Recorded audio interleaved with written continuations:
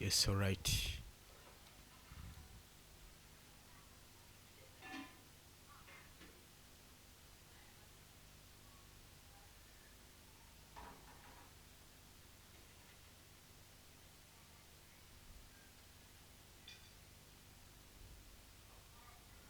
Kakati leo tutandikidde awo olunaku olwaleero era wetugenda otutandikira tugende maaso n'okusunsula ensonga zino n'okukiralifayinga ensonga eno ddala kiki kubanga mu nsonga eno tulaba bannayuganda bannaffe bagenda maaso n'okukwatibwa mu nsonga ezitaliimu ate ng'obuvunaanyizibwa oba obitunuddemu omusango si gwabwe omusango gwa gavumenti etagenda maaso na kiralifayinga nsonga tutandise ne Minister of Education and Sports omukyalo ono Janet Katanha Museveni amaze ebbanga ng'agenda maaso n'okumiisinga twasembayo okumanya ebimukwatako mu myezi ebiri emabega nga bagenda mu maaso n'okubeera nga bakiralifayinga ensonga eri bannayuganda ate n'ensonga eyo gikiralifayinga byamala kutambula ku media ku social media ne birinkinga ng'olwo nno bannamawulire batandise n'okukwatibwa olw'ensonga nga bagamba bagenda maaso n'okuspreadinga misinformation naye nga twebuuza webanga baspreadinga misinformation then muveeyo mubakiralifayinge mukiralifayinga ensonga kigambibwa nti byonna bye byatandikira nga balabye ennyonyi eva mu first family first plane egenda maaso n'okwetikka omukulembeze ng'eyolekedde mu ggwanga erya Amerika era nga bano tebaamanya kiki yali etutte naye ng'ekyo ekikolwa tekinnabaawo maama Janet Museveni yali alabiddwako ng'ali mu critical condition ng'asigazzaako kikuba mutwe emabegakaawo era n'awalawalibwa n'atwalibwa mu ddwaliro oba mu facilities ez'amagye asobole okubeera ng'afuna first aid ng'akufuna obuyambi n'oluvannyuma ebyava eyo tetwamanya ebyaddirira tetwabimanya era speculations awe zaatandikira okuteebereza nti mama Janet alayika okuba ali mu mbeera mbi we balaba nga bigenze nnyo ku social media nga bamaze n'okukwata bannamawulire abamu baavaayokko ne bakiralifayinga ensonga naye tetumanyi wa west we zaali tujjukira na Royce Oproskovia omukyala mu magye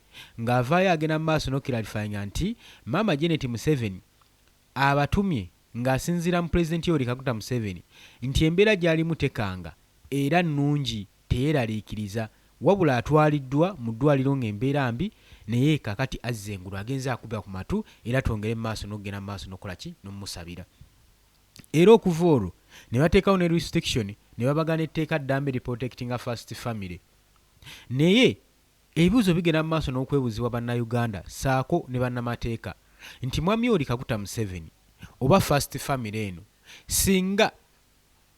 singa baali tebaagala kuboogerako tebandiyingidde public offices niyo okuva ebaava ne bayingira public office bannayuganda baddembe okugenda mu maaso n'okubanja oyenna public servant agenda mu maaso n'okukolera gavumenti kubanga asasulwa omusolo oguva mu bannayuganda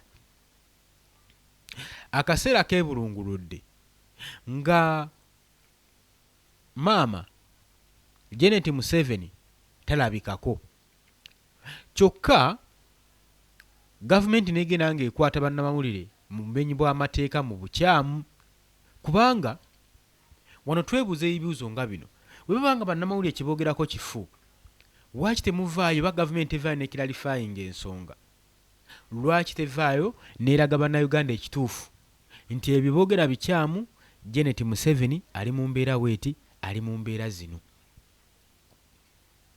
uliriza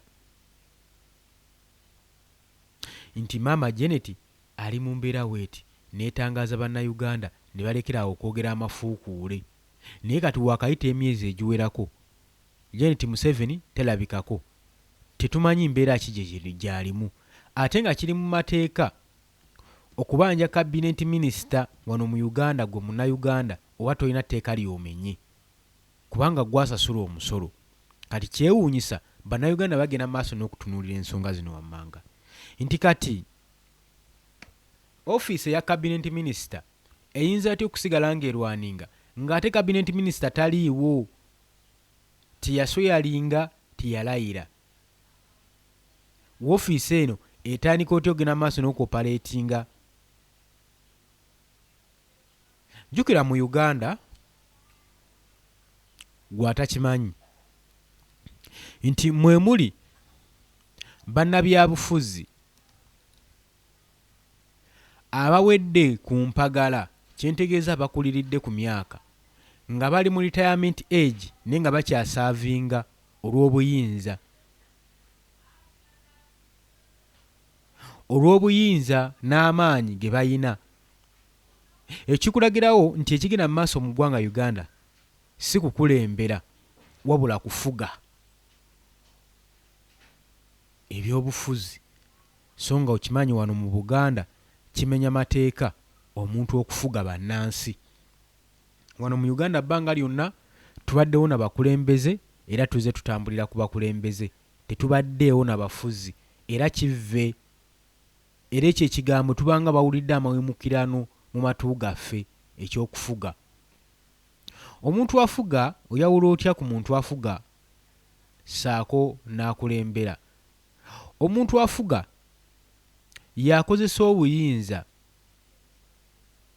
yabeera determined ennyo, yabeera dikiteeta ng'ali so oppressive mu bintu byagenda mu maaso n'okukola, nga wakugamba nti nno nti ako akayumba k'otadde mu maaso awo sikaagalawo, tajja kukukwata bulungi agambe nti ate bw'akomawo eddakiika z'akuwadde nga tekaliiwo, biba biralamukko. Kati bwebwe obufuzi, tayagala kumanya waaki weekali, kaliwo lwa nsonga ki. Kati omukulembeze ye muntu agenda mu maaso n'okuba nga yeebuuza ku baakulembera.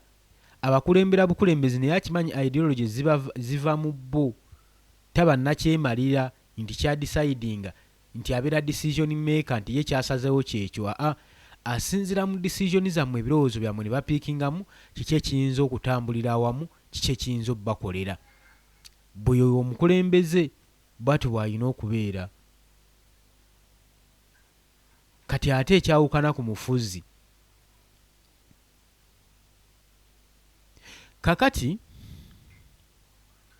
mu Uganda nga we nkugambye, olw'okuba tuli mu oppressive rule, obufuzi obuli so oppressive, tugenda mu maaso n'okuzanyirwa ku mitwe. W'osanga abakulembeze nga batuuse mu retirement age naye nga bakugamba bakyatambuza ekintu, nga tebalina na nsonyi, tebasobola kulekera bato, abavubuka abato ab'emulembe guno okukwata mu nsonga eno, beeteekereteekere eggwanga lyabwe, bafune experience butya bagenda okukwatamu eggwanga gye bujja mu maaso. Omukisa tebagufunye. Kyokka w'otunulira generation eno eya dotcom eyina emyaka gyetambulirako, of which kati ogenda kwesanga nga abakadde abakuze bali 10% mu Uganda, nga 90% bavubuka, nga basaanidde okuba nga bayingira public offices, bagende maaso n'okubitegeera butya eggwanga lirina okuddukanyizibwamu. Naye okuba bano abasajja eggwanga baali kyawa bukyayi, bo baagala okuva mu nsi eno bagende n'eggwanga lyabwe. Ekintu ekyo ekikyamu, kubanga gwe tunuulira bwe tuba nga tugamba nti emiti emito gye gigumiza ekibira, lwaki emiti emito egirina okugumiza ekibira tegiriimu mu kibira? Lwaki ekibira ate kirimu mikadde egiwotose, egikandaalulidde, emiti egigenda osuulwa n'ekibuyaga gye tulaba mu kibira? Kati ekibira kigenda kuguma kitya? So nga singa mubeeramu emiti emito n'ekibuyaga wajja, gino emiti emikadde gibeera n'essuubi ly'amaanyi, giba gigumidde ku miti emito gino, ogiprotecting eri winds, omuyaga guno oguba guzze obutasaanyaawo kibira. Kati twebuuza abakulembeze baffe, kino tebasobola kiraba? Buli kimu tulina kiteeka mu mitwe gyabwe. Wenjogera ku bakulembeze abafaanaganako abakuliridde, nyiza kuwa ani kamunoonye wano.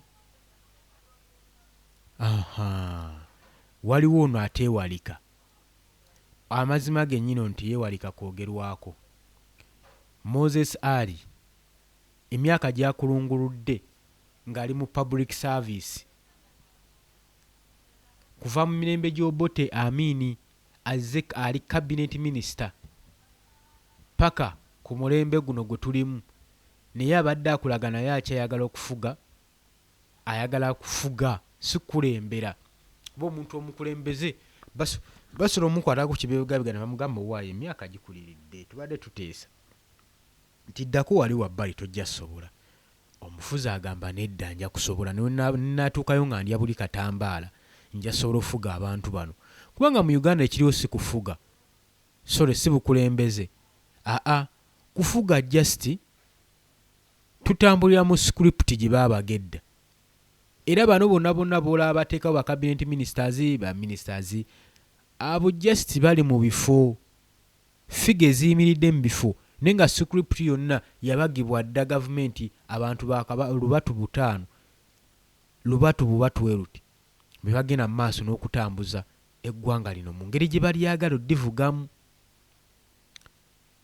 Kakati eggwanga lino lyafuuka lya famire, era ky'oba olaba mwami Yoweri Kaguta Museveni asoboddeyo famire ye yonna first family n'agikuba mu byobufuzi mu public. Kati ekyo kyokka ekyogikuba mu public kikulaga bulazi nti nno balina okubeera nga bali questionable, era bannayuganda balina okuba nga bali concerned ku bantu bano kubanga bafuuse ba public service. So tosobola kuva eri n'otandika kuvunaana munnansi okwogera ku public servant gwe abamenya amateeka.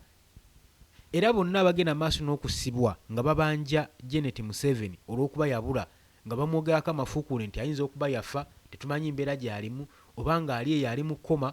Ebyo byonna ebibuuzo bijja kuvaawo nga gavumenti ovuddeyo n'oyanukula bannayuganda ng'obateereddewo clarification ekakasa nti maama Janet ali waati ne waati, kubanga tugenda mu maaso n'okusasulira ofiisi eyo omusolo. Okimanyi nti omusala gukyafuluma buli mwezi okugenda ku cabinet minister maama Janet Museveni? Okimanyi ekyo? Sente zikyagenda naye nga tuziteera yaani? Ebyo ebibuuzo by'osaanidde okuba nga weebuuza nga tonnayomba. Weebuuze nti kale yalwala takyasaavinga, ani gwe baalekawo agenda mu maaso n'okukwasaganya ensonga ze? Oyinza osanga nga baalekawo deputy we olwedde yali afuna omusaala, kati ye waataliiwo omusaala gwafuna ogugejja ku akawunti gugenda wa? Byebibuuzo bannayuganda bye tuteebuuzaako ne tuyombwa buyombi, ne muvaayo ne muyomba nga twogedde ku nsonga weeti, nga twogedde ku issue weeti. Ensonga ezimu tugenda ozoogerako nga tulina kwe tusinzidde, nga tulina twagala n'okutangaaza eggwanga. Ye n'ababuuzizaako oli ku UG Updates TV osinzidde okuba nga otuwuliriza. Mbalamusizaako nnyo mukuliko obwakedde, kansubire nti ebintu bitambula bulungi nnyo. Abali mu diaspora kiri kitya? Kiri okay? Ntegeeza mu abali Qatar, Oman, Dubai, Saudi Arabia, UK, US, mwebale nnyo, mukola kyamaanyi nnyo okwekuumira ku mayingo gano aga UG Updates TV. Kakati embeera weetyo weeri, embeera ya bibuuzo, questions, tugenda mu maaso n'okuteeka gavumenti ku nninga. Bannansi batadde gavumenti ku nninga, baagala okumanya cabinet minister waabwe, Minister of Education and Sports, maama Janet Kahanka Museveni aluluuyiwa wa waali, tibanga baatunda cabinet minister waffe. Ali mu koma, ali mu critical condition, yagenda kuwummula, yafa. Tolina ngeri ki gye weewalamu bannayuganda kubuuza ebibuuzo ng'ebyo ng'ate omuntu tebamulaba. Kiba kiraga obunafu bwa bannayuganda obutafaayo n'obwa selfish. Kuba omuntu ow'omugaso waate waba nga abuzeewo mu ggwanga, temusobola kusirika busirisi mwebuuza bannaye gundi yalagawa. Gundi yalagawa. Ekyokuba nga bakubuuzaako kikufuula ow'enjawulo n'okuba nga oli alive n'okuba nga tulaga nti obadde olicognizingibwa mu ggwanga. So tekikunyiiza bunyiiza nti waaki bambuulirizaako. Bakubuulirizaako kubanga basaanidde, omusolo gubagibwako ne guteekebwa mu ofiisi yo. Okitegedde ekintu ekyo? Kakati mbadde nkyakugamba, omanyi zino emboozi tunyumyamu nnyumye, ne twongera okubeera nga tuwaŋŋana amagezi n'okutangaalizibwa. nti kati omusajja nga Moses Ali ddala ki kyabaakola mu ofiisi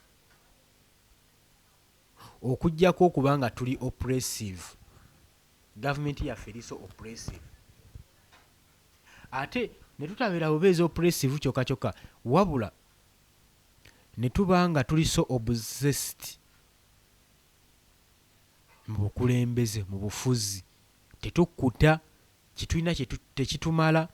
Tulaba bannayuganda abasomye abalina obusobozi okuyingira ofiisi zino tebaweereddwa mukisa, ne nga bali eri bali mu mbeera mbi, ne nga bano bafunyeko kye bafunyeko, basobola okudda ali ku bbali ne batandika okuba nga babuuzibwako obubuuzibwa, beebuuzibwako bwebuuzibwa, ne nakyo kibalemye.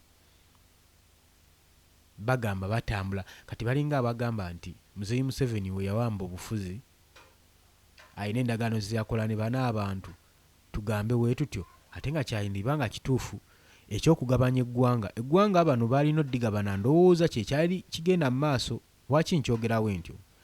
Nga tonnanjajinga sooka ompulirize. Nze ndowooza nga bavudde mu 1986 nga Yoweri Kaguta Museveni yakava mu nsiko, abasajja bano abaamulwanirako, abaamukwatirako okulwana n'okulwanagana ne gavumenti ezaali mu buyinza, abaamuwa sapooti, abamu baali bagaanye. Jjukira bulungi nnyo, abamu bagenda maaso n'okiralifayinga nti ffe twali tuganye okwegatta ku Yoweri Kaguta Museveni, naye n'atukonvinsinga. Kati mu konvinsinga obuguruupu bw'abayekera bwe yasangayo bwalina abakulembeze bano nkiwa baatuula wansi ne bakola endagaano nti singa tuwamba buli muntu bakkiriziganya emyaka gye balina okuteeka okuba nga bafuga, buli muntu abeere nga ajjayo ayisowolayo omutwe okufuga ku ggwanga. Eyo nkiwa Diriweti we yali, byakyukirawa. We bajja Museveni ekisanja ekisooka n'ali ekyokubiri, entebe n'emuwonera, n'atandika okukyusa ssemateeka, n'ava ku ndagaano ya banne baanyiiga. Mu kunyiiga omwo nkiwa mwe muli Sali Musale, mwe mwali ani ono, bangi nja kuba mbagamba. Mu kunyiiga ndowooza baddamu ne batuula ku drawing board, omuli Kahindo Otafiire, batuula ku drawing board ne bagaa katuga kikola bwe tuti. Abaamuteeka ku pressure ennyo omulinga muganda we, abantu bano bawugize weegendereza, ensi eno baatandika ogigabana.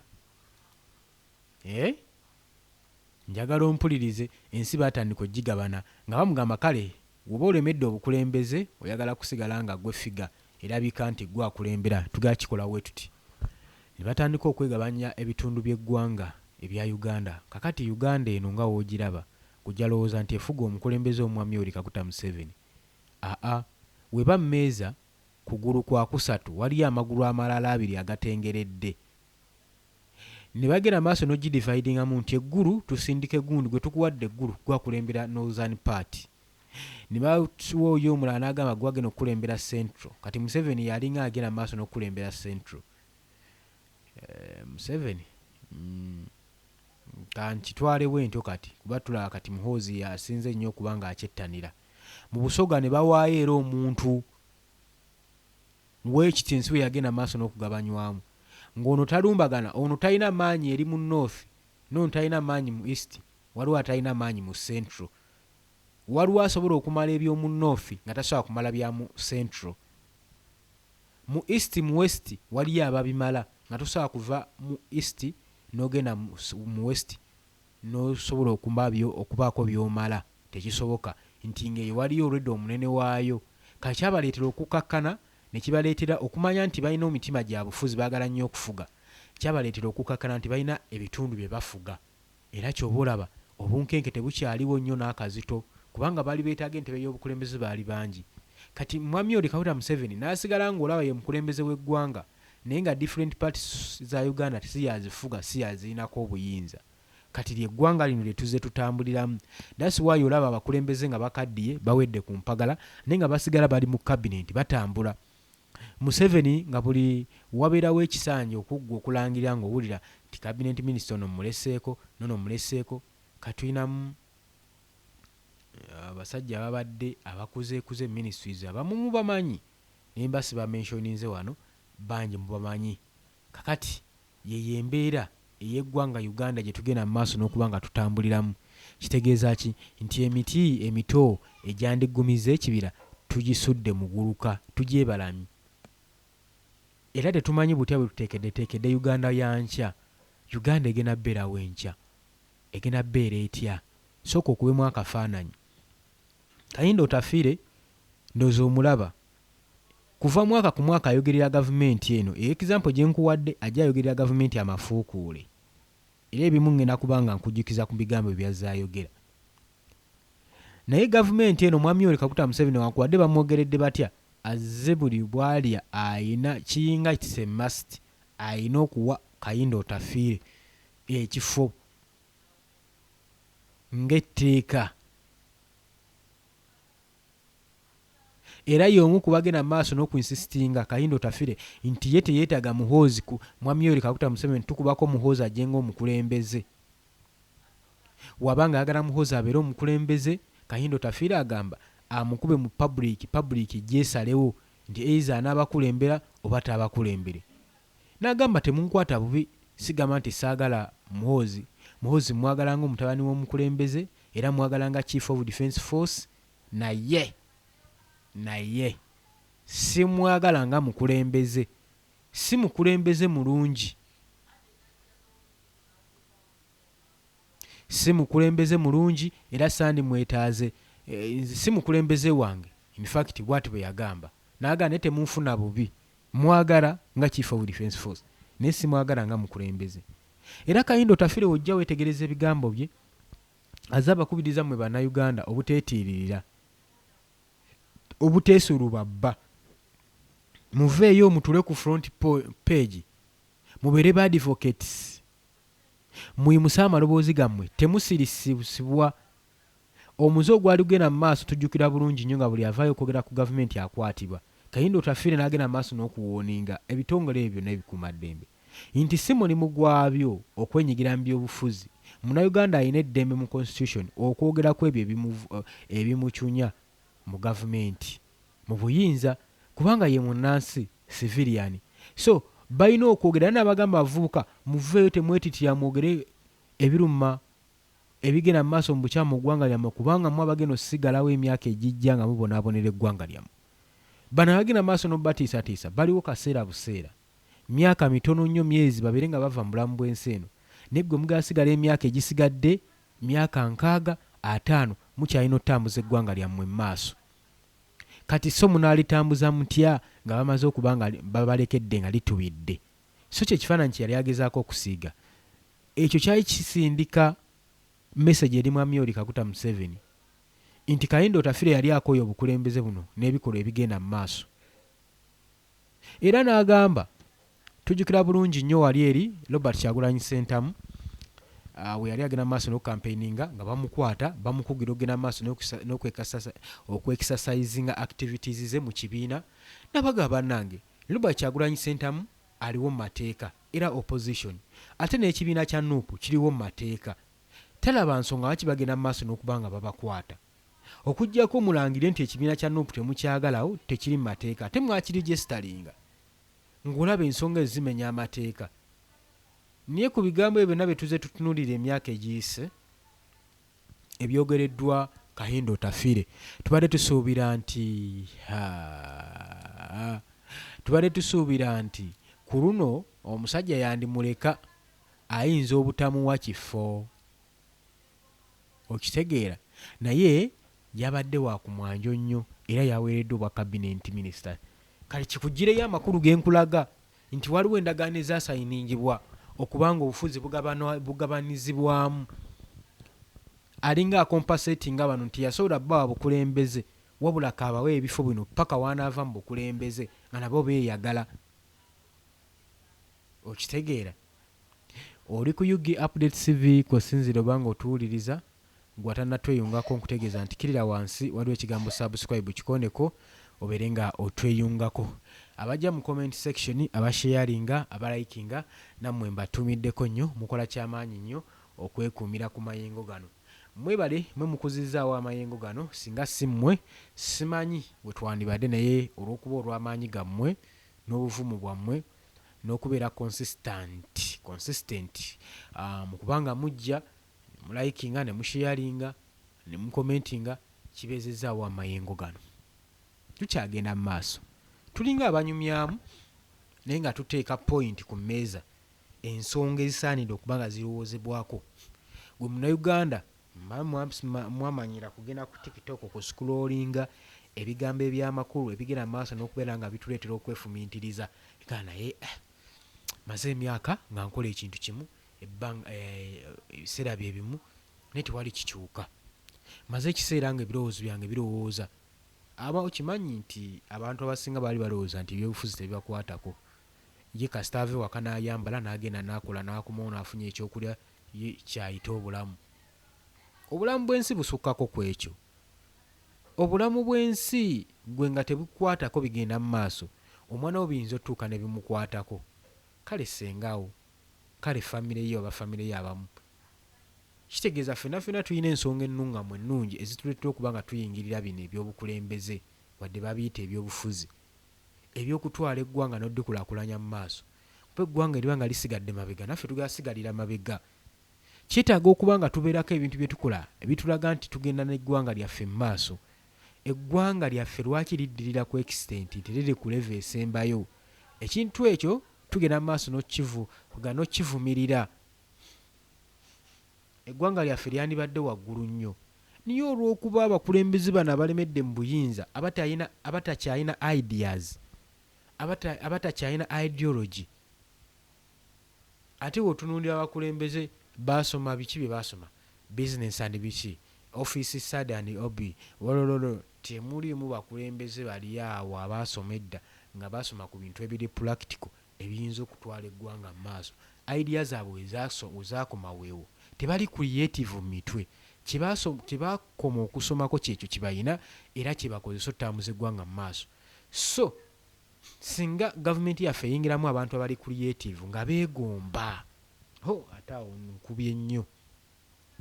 Tuli mu gavumenti nga gavumenti yaffe teyeegomba, ne weba etambuddeko kati Muzeeyi Museveni atambuladde kati n'ennyonyi agitya. Atambulako ddi okutandika okwegomba nti kino atuuseeko e Dubai, atuuseeko mu UK, atuuseeko mu America, ekintu kino n'akyagala nagamba mujje mukiteeka e Kampala. Bano abalala batambulawo basindika badda mu kwonoona ssente za musolo, badda mugenda kucyakala kweyagala, ne bajja bye balondayo ne bafuukira bannansi akayinja mu ngatto. Balaba ekintu ne bakikoppa, obwongo bwabwe nga bubalowooza nti bano bwe bakitunulira ne bakifuna ne bakitandikirawo kiteeka mu nkola.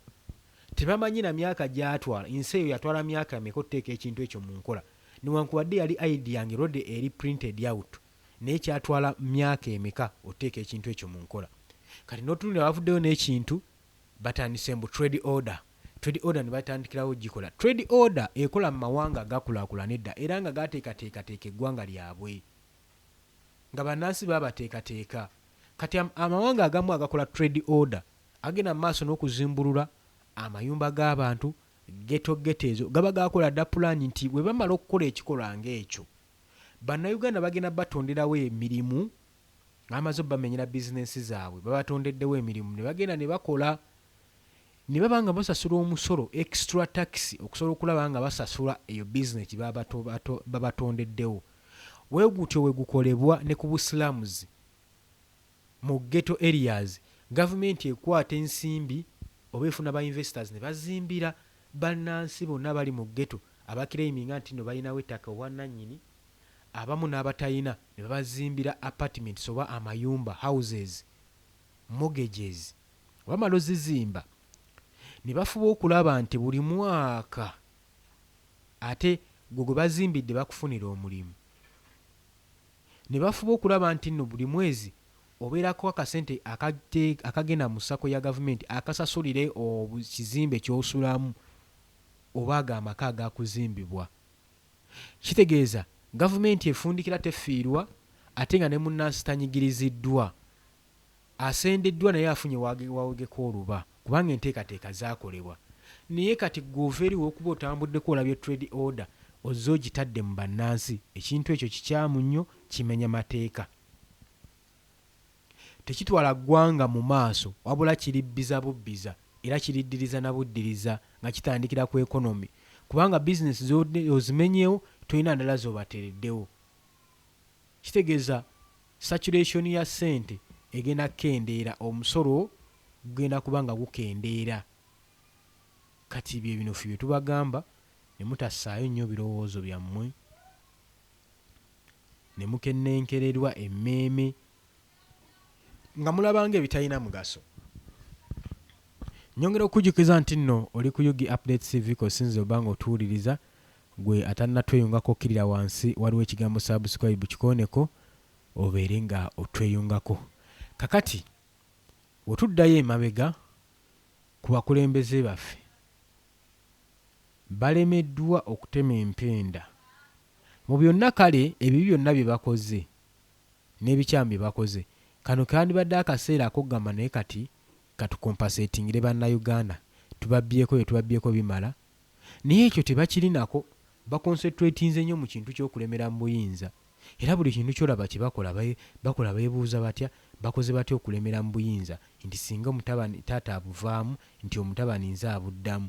Bo bali mu kudevelopingawo kye bayita monarchy ey'obusikize ey'okubanga kubeerawo successor mu ntebe. Ekyokulaakulanya eggwanga tebakiriiko era tebakitunuulidde.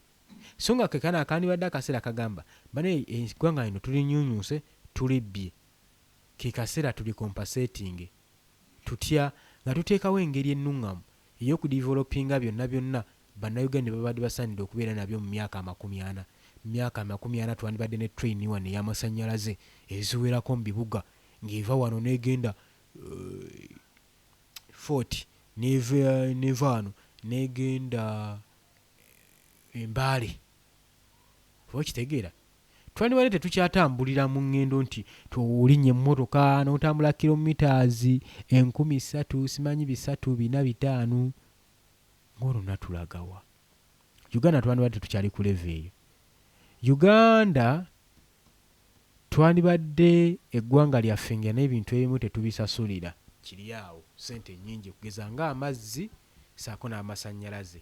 Ne tusobola okubeera nga tunyweza environment yaffe kubanga singa amasannyalaze gava mu mazzi natural resources tuziina wano, otuba nga tusobola okugabirako abantu abalala, ate kati wano ffe bannannyini kyo lwaki tubeera tudaaga nakyo? Wali tuba tugaba ekintu ekitannatuuka wano waffe tumala. Twandibadde amasannyalaze ga layisi nnyo ne kituyambako okudevelopinga forestation yaffe wano, afforestation neggumira. Okitegeera ekintu ekyo? Kakati no webitunuulira myaka 4 ng'ebyo ebintu kyabyegomba bwegombi bannange. Nga malwaliro nga n'ebimu bye twasangawo tebiriiwo, amini bye baleka tebiriiwo. Tuba tusaanidde okuba nga tweddako. Teweetaaga myaka 4 okubaako ne kyokyusa. Omuntu n'aba afugidde omwaka mulamba asobola okubaako ne kyalagawo nti kino nkikyusizza. Ne bano abasajja buli kye bakola okitunuulira mu butuufu n'oggwaamu amaanyi nga bagenda mu maaso n'okuba nga bayimiridde nnyo ku nsonga y'okulemera mu buyinza. Era n'amateeka ge bazze bakola mu paaliyamenti agayisiddwa former speaker sovereignty bill, olaba nga badi mu creatingawo ngabo ebaprotectinga obutabajjaako mu buyinza. Balina kye bakuuma, balina kye baprotectinga nti tebakibasuuza okuva mu ngalo, era buli kimu bakikoze.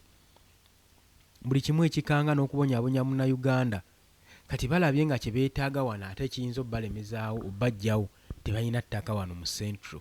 Ne basalawo batandike bayite mu kitongole ekya NEMA, National Environment Management Authority, mbu bagende mu maaso n'okubeera nga bakiyitamu, bakwatise amateeka, ne bagenda mu maaso n'okuzimbulula amayumba g'abantu basobole okuba nga bezza ettaka.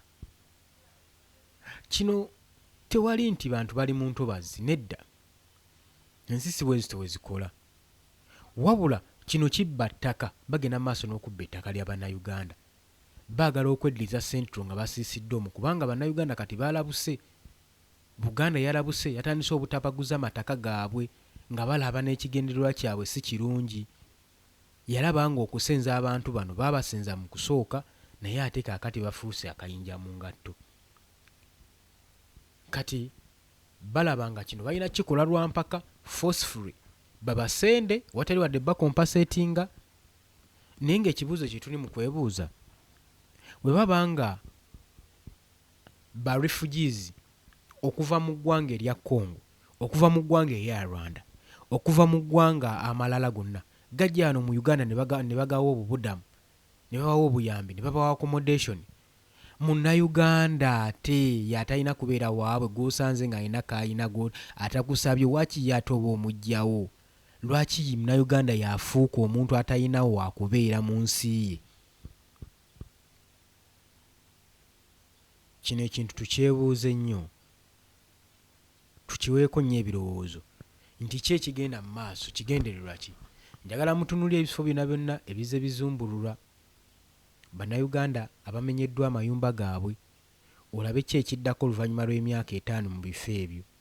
Olabe eddala oba ddala abanaaba baprotectinga ntobazi nga bo bagamba.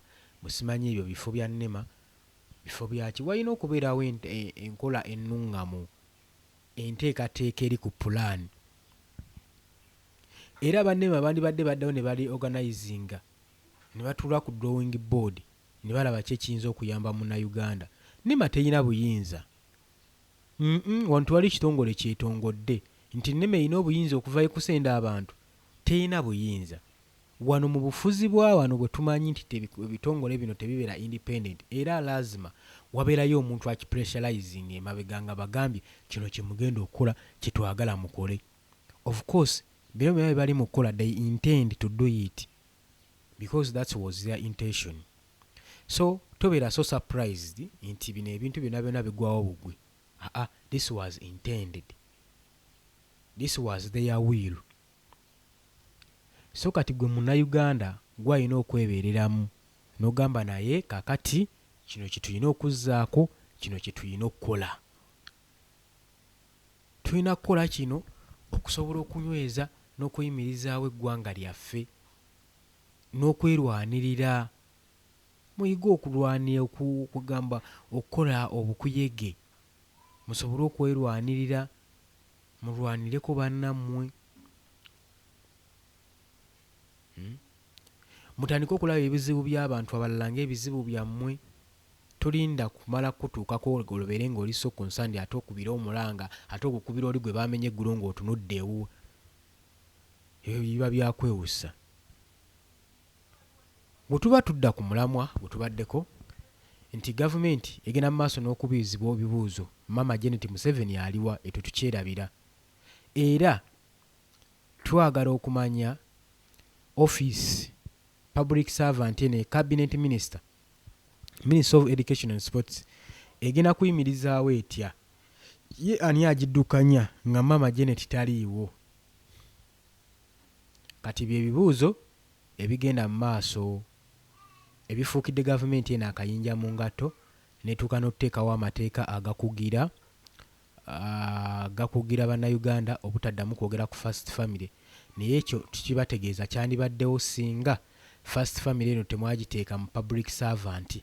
Wetuuka mu public service kitegeeza ebeewereza bannayuganda kitegeeza first family erina okubeera accountable, walina okubeerawo accountability, ebibuuzo, enkola n'okuluŋŋamizibwa eri first family.